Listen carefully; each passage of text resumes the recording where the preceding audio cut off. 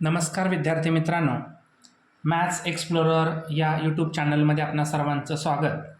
आपण शेवटच्या व्हिडिओमध्ये प्रॅक्टिस सेट 1.2 सिमिलॅरिटी या लेसनमधील प्रॅक्टिस सेट 1.2 कंप्लीट केलेला होता. आता आपण आज बेसिक ऑफ प्रॅक्टिस सेट 1.3 म्हणजेच या प्रॅक्टिस सेट 1.3 मधील असणारे जे क्वेश्चन्स आहेत ते क्वेश्चन्स नेमके कोणत्या कन्सेप्टवरती आधारित आहेत. तर ती मेन कन्सेप्ट आहे सिमिलर ट्रायंगल्स. ओके, सो आता सिमिलर ट्रायंगल कन्सेप्ट पाहण्या अगोदर आपणाला या बेसिक ऑफ प्रॅक्टिस 1.3 मध्ये आपणाला काय काय पाहिजे तर similar triangles, test of similarity of triangles and properties of similar triangles. These are the three important points we have to discuss in this lesson. So today, first one, the similar triangle, the concept of similar triangle. सर्वप्रथम आपणाला similar triangle म्हणजे काय हे आपणाला समजून घेणं हे खूप महत्त्वाचं आहे. आता सिमिलर ट्रायंगल म्हणजे काय तर सर्वात बेसिक बाब आहे की ज्या ट्रायंगलचे शेप सेम असतात. बघा, ज्या ट्रायंगलचे शेप सेम असतात बट त्यांचे size are not same. Size are not same. Okay, महत्वाचं आहे बरं का हे. काय महत्वाचं आहे बघा, समजून घ्या की सिमिलर ट्रायंगल म्हणजे की ज्याचे शेप सेम असतात. बघा, तुम्हाला इथं दोन ट्रायंगल काढून दाखवलेले, ट्रायंगल ABC आणि ट्रायंगल DEF. तर या दोन्ही ट्रायंगलचे तुम्हाला शेप सेम दिसतात पण त्यांच्या साईज आर नॉट सेम. त्यांच्या साईज या सेम नसतात. म्हणजे सिमिलर ट्रायंगलमध्ये सर्वात महत्त्वाची बाब शेप समान दिसतो परंतु त्यांच्या साईज या सेम नसतात. आता आपण लास्ट स्टँडर्डमध्ये पाहिलेलं होतं की कॉन्ग्रंट ऑफ ट्रायंगल. आता कॉन्ग्रंट ऑफ ट्रायंगलची जी काही प्रॉपर्टीज होती किंवा नेमकं आपण कॉन्ग्रंट ऑफ ट्रायंगलमध्ये काय पाहिलं होतं तर ज्याच्यामध्ये शेप आणि साईज दोन्हीही सेम असतात हे आपण त्याच्यामध्ये पाहिलेलं होतं कॉन्ग्रंट ऑफ ट्रायंगल. पण आपणाला यावर्षी सिमिलर ट्रायंगलची कन्सेप्ट स्टडी करायची आहे. मग सिमिलर ट्रायंगलमध्ये शेप सेम असतो परंतु त्यांच्या साईज या सेम नसतात. ओके, तर चला आपण आता याच्यामध्ये या सिमिलर ट्रायंगल जे दोन दिलेले आहेत त्या दोन सिमिलर ट्रायंगलशी रिलेटेड असणाऱ्या सर्व अँगलचा आणि सर्व साईडच्या संबंधी डिस्कशन करणार आहोत. आता या दोन ट्रायंगलमध्ये आपणाला दिलेल्या बाबी नेमक्या काय काय आहेत तर बघा, in triangle ABC and triangle DEF यामध्ये बघा इथं अँगल A आणि अँगल D याचं जी काही साईन आहे म्हणजेच इथं जो वापरलेला साईन आहे तो सेम आहे. Angle A is congruent to angle D, हे कॉन्ग्रंटचं साईन आहे. अँगल B ला angle E, angle B is congruent to angle E and angle C is congruent to angle F. म्हणजे इथं अँगल 3 कॉन्ग्रंट झाले, दोन्ही ट्रायंगलचे एकमेकांशी अँगल हे कॉन्ग्रंट झाले. परंतु आता त्याच्या साईडच्या बाबतीत काय कंडिशन आहे नीट समजून घ्या. And AB upon DE is equal to BC upon EF is equal to AC upon DF. आता या दिलेल्या सिच्युएशननुसार आपणाला समजत असेल की अँगल तर तिन्ही कॉन्ग्रंट पाहिजेत एकमेकांचे परंतु त्यांच्याशी रिलेटेड असणारे ज्या साईड आहेत त्या साईडचा रेशो सुद्धा इक्वल असणं गरजेचे आहे. परत एकदा रिपीट करतोय, त्या दोन्ही ट्रायंगलच्या बाजूंचा जो रेशो आहे तो रेशो तिथं इक्वल असणं गरजेचं आहे. ओके, सगळ्यात महत्त्वाच्या या 6 कंडिशन्स आहेत. कुठलेही दोन ट्रायंगल आपणाला जर सिमिलर दाखवायचे असतील तर आपणाला 6 कंडिशन्स खूप इम्पॉर्टंट आहेत. Which are the 6 conditions. First 3 are angle and second 3 are side. म्हणजे दोन्ही ट्रायंगलचे अँगल हे एकमेकांशी कॉन्ग्रंट असले पाहिजेत आणि दोन्हीही ट्रायंगलच्या ज्या साईड्स आहेत त्या साईडचे रेशो हे इक्वल असणं अपेक्षित आहे. अशा या 6 कंडिशन जिथं फुलफिल केल्या जातात तिथं तुम्हाला हे दोन्ही सिमिलर ट्रायंगल हे असतात. आता परंतु या 6 कंडिशन्सपैकी सर्वच्या सर्व कंडिशन्स या 2 ट्रायंगलला लागू होतीलच असं नाही. त्याच्यातल्या 3 जरी कंडिशन्स तुम्हाला दिलेल्या ट्रायंगलमध्ये जर लागू होत असतील तरी सुद्धा ते दोन्ही ट्रायंगल सिमिलर असतात. म्हणजेच काय, if in both the triangles there are only 3 conditions are complete then both the triangles are similar. असे का?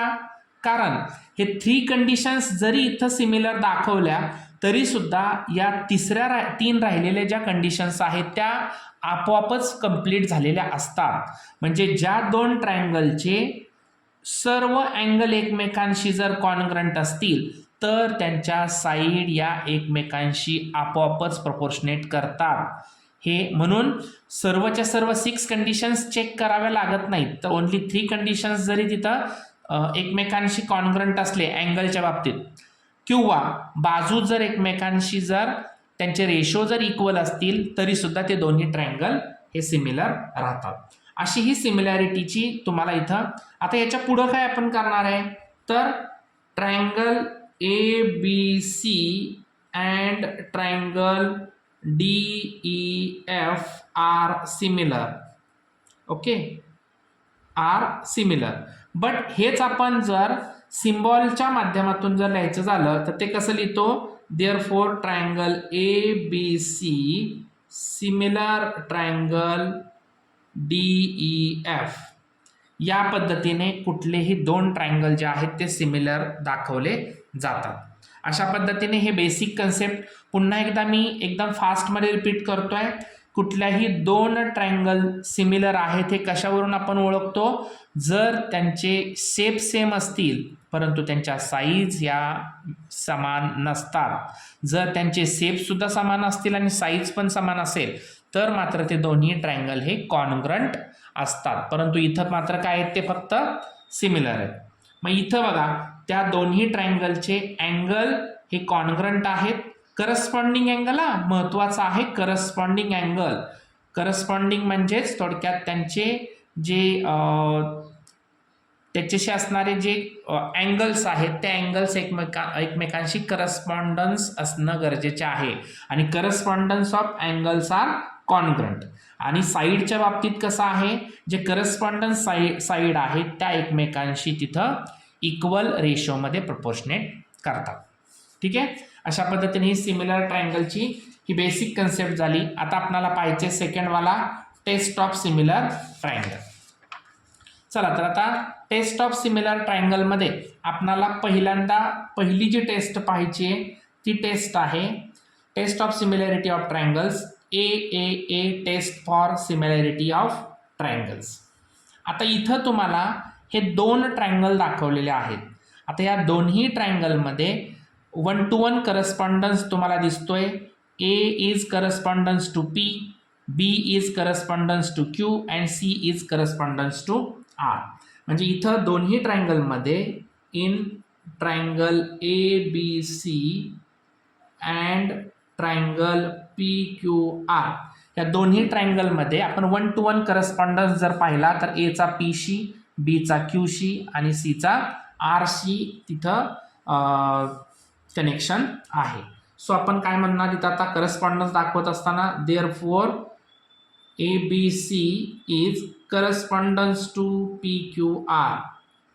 हा सिम्बॉल करस्पॉन्डन्सचा आहे, दोन्ही बाजूला ॲरो असणारा. ABC correspondence of PQR. जर आपणाला दोन्ही ट्रायंगलचे करस्पॉन्डन्स जर लगेच लक्षात आले तर ते दोन्हीही ट्रायंगल आपणाला त्याचे अँगल आणि त्याच्या बाजू या समजून घेण्यासाठी एकदम इझी जात असतं. चला तर आता या दोन्ही ट्रायंगलच्या आपण सिमिलॅरिटीसाठी AAA टेस्ट एक्सप्लेन करूया. मग इथं in triangle ABC and triangle PQR angle A is congruent to angle P. Angle A is congruent to angle P. Then angle B is congruent to angle Q. And angle C is congruent to angle R.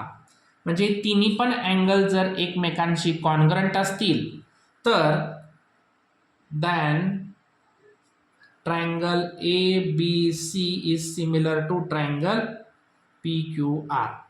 बघा मी तुम्हाला त्याची concept clear करत असताना सांगितलं होतं की जरी दोन्ही ट्रायंगलला जर आपल्याला सिमिलर दाखवायचं असतील तर 6 कंडिशन्स या कंपल्सरी महत्त्वाच्या असतात.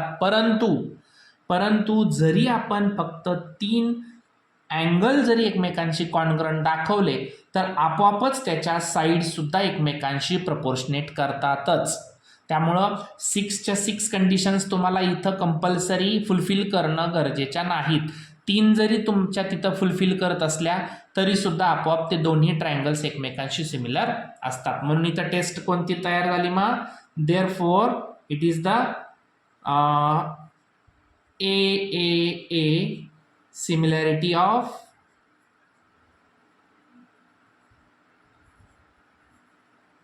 AAA test for similarity of triangle. Okay, म्हणजे इथं AAA ही टेस्ट लागू झालेली आहे. नेक्स्ट वन सेकंड टेस्ट आहे. कोणती टेस्ट आहे आता बघा? AA टेस्ट आहे.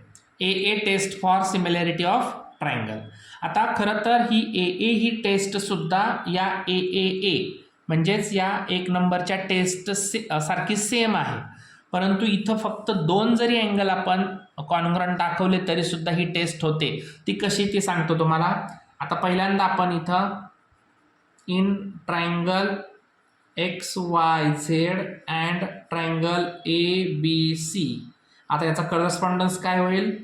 XYZ is correspondence to ABC. आता therefore angle X is congruent to angle A. angle X हा A शी कॉन्ग्रंट आहे आणि angle Y हा इथं B शी कॉन्ग्रंट आहे. ओके, आता तुम्ही मला इथं अगोदरच्या तर कंडिशन्समध्ये सांगितलेल्या होत्या की minimum 3 conditions are necessary to fulfil the similarity of both the triangles. But इथं तर तुम्हाला फक्त 2च ट्रायंगल एकमेकांशी कॉन्ग्रंट दाखवलेले आहेत. तर इथं समजून घ्या, जर कोणत्याही 2 ट्रायंगलचे जर अँगल 2 कॉन्ग्रंट असतील, जसं की मी इथं जर मेजरमेंट टाकले, समजा हा अँगल 70 डिग्रीचा आहे आणि हा अँगल समजा 50 डिग्रीचा आहे, हा सुद्धा 70 डिग्री, हा सुद्धा 50 डिग्री. तर आपल्याला ट्रायंगलची प्रॉपर्टी माहिती आहे, sum of the all angles of triangle is 180 degree. मग 70 + 50 120. तर मग हा राहिलेला किती असणार? तर आपोआपच 60 डिग्री राहणार आहे.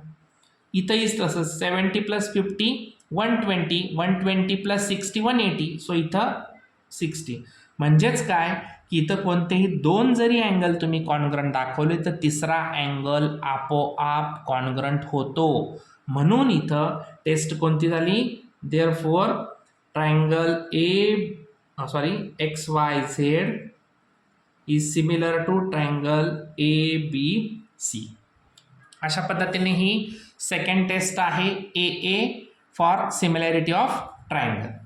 देन थर्ड टेस्ट आहे SAS test for similarity of triangle.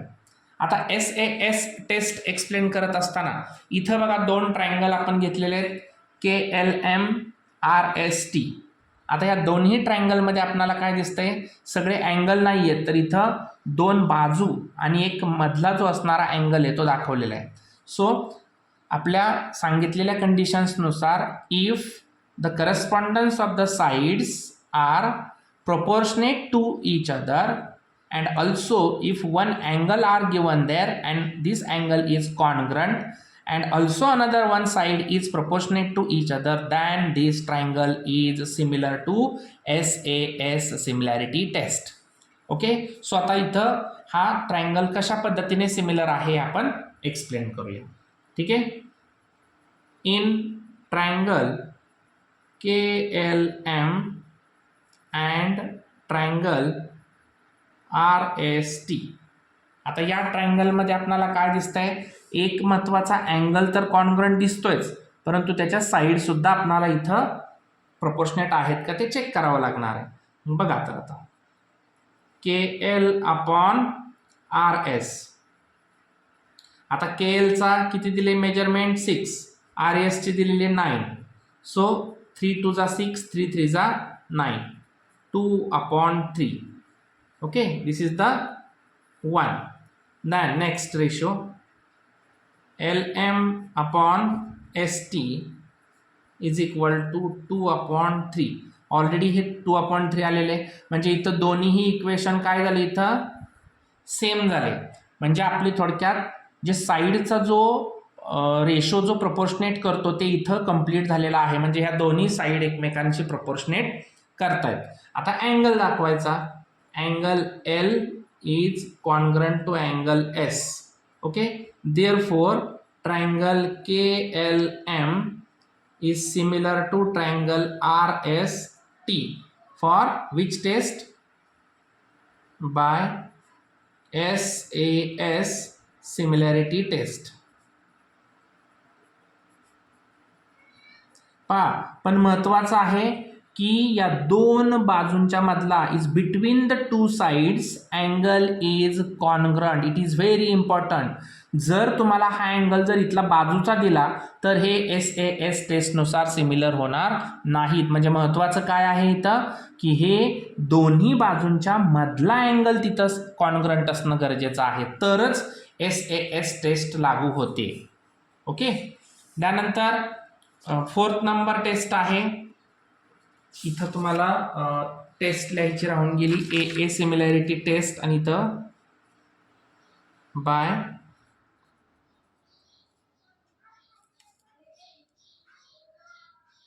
AA similarity test.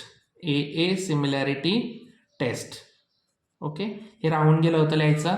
Okay, then आता 4th नंबर क्वेश्चन आहे, 4th नंबर टेस्ट आहे, which is this SSS similarity, SS test for similarity of triangle. आता या ठिकाणी बघा, तुम्हाला सर्व बाजूंचा जो रेशो आहे तो रेशो इथं प्रपोर्शनल असणं गरजेचं आहे, तेव्हाच हे SSS टेस्टनुसार सिमिलर होऊ शकतात. आता इथं पहा, तुम्हाला ह्या प्रत्येक बाजू या सरळ तुम्हाला दिसत नाहीयेत, म्हणजे इथं 1 to 1 करस्पॉन्डन्स हा लगेच लक्षात येत नाही. त्यामुळे पहिल्यांदा याचं आपल्याला करस्पॉन्डन्स आयडेंटिफाय करणं गरजेचं आहे. आता P या अँगलशी कोणता करस्पॉन्डन्स आहे, तर बघा ह्याचा जो इथला आडवा बेस आहे तो इथं एक हा जो XY आहे तो दिसतोय. त्याच्यानंतर इथला QR जो आहे तो इथं YZ शी आहे, आणि हा तिरका जो आहे तो इकडे आहे. याचा अर्थ काय, therefore in triangle PQR and triangle XYZ, which is the correspondence is given here, PQR corresponds to XYZ. Okay, XYZ. मग आता यांचे रेशो लिहूयात आपण, बघूया. PQ ला XY. बघा PQ ची मेजरमेंट इथं आपण घेतली 1, इथं घेतली आहे 2. So this is the equation number first. Second one, QR upon YZ is equal to, QR किती आहे 2, YZ आहे 4, 2 1 जा 2, 2 2 जा 4, so 1/2. This is the second one. And third, PR upon XZ is equal to, PR आहे 3/6, so 3 1 जा 3, 3 2 जा 6, इथं सुद्धा किती आलं 1/2. म्हणजे इथं आपल्याला प्रत्येक रेशो जे आहेत साईडचे 1/2 आले.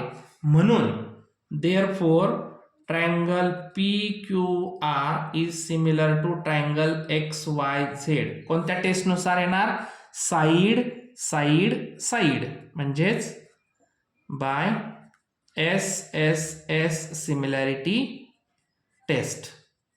म्हणजे SSS या सिमिलॅरिटी टेस्टनुसार हे जे काही सर्व बाजू आहेत त्या किंवा दोन्ही ट्रायंगल हे सिमिलर झालेले आहेत.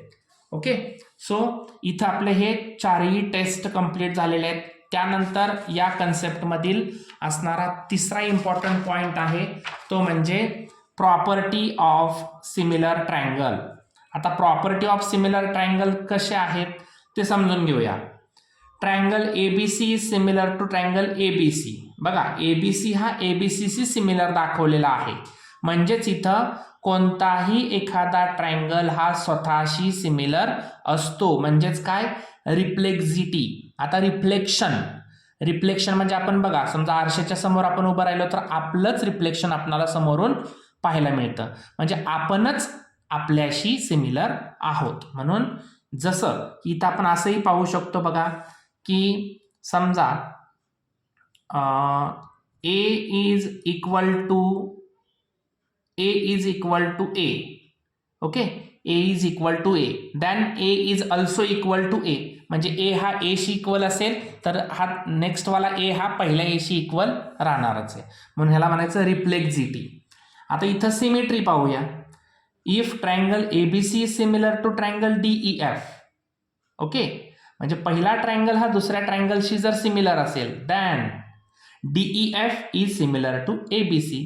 तर दुसरा हा पहिल्याशी सिमिलर असतो. जसं की when A is equal to B then B is equal to A.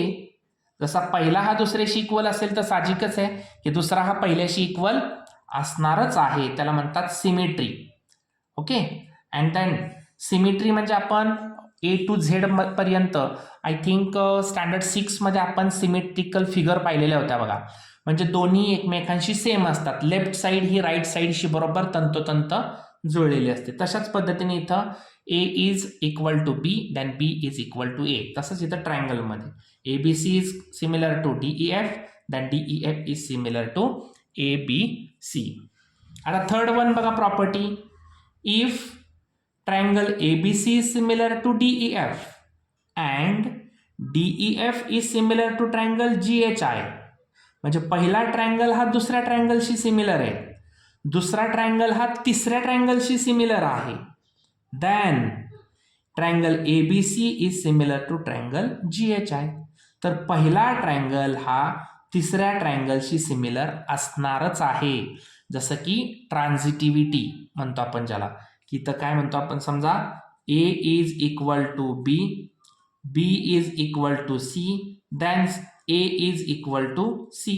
म्हणजे पहिला दुसऱ्याशी इक्वल असेल तर दुसरा तिसऱ्याशी इक्वल असेल तर पहिला हा तिसऱ्याशी इक्वल राहणारच आहे. तसंच इथं सिमिलॅरिटीच्या बाबतीत आहे. If the triangle first one is similar to second one, triangle second one is similar to third one, then triangle first is similar to third. Okay, ही झाली ट्रान्झिटिव्हिटी. अशा पद्धतीने ह्या प्रॉपर्टी तुम्हाला ह्याच्यामध्ये आपल्या MCQs क्वेश्चनमध्ये विचारू शकतात. त्यामुळं ह्याच्यावरती थोडंसं काळजीपूर्वक लक्ष देण्याची गरज आहे. आता याच्यानंतर आपण सॉल्व एक्झाम्पल पाहणार आहोत. तर या चॅनलवरती आपण जर नवीन असाल तर चॅनलला लाईक करायचं आहे, सबस्क्राईब करायचं आहे आणि बाजूच्या बेल आयकॉनला क्लिक करायला विसरू नका.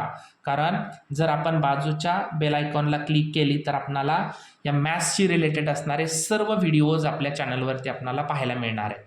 ओके, सो या कन्सेप्टशी रिलेटेड असणारे सॉल्व एक्झाम्पल आपण नेक्स्ट व्हिडिओमध्ये पाहूयात. धन्यवाद.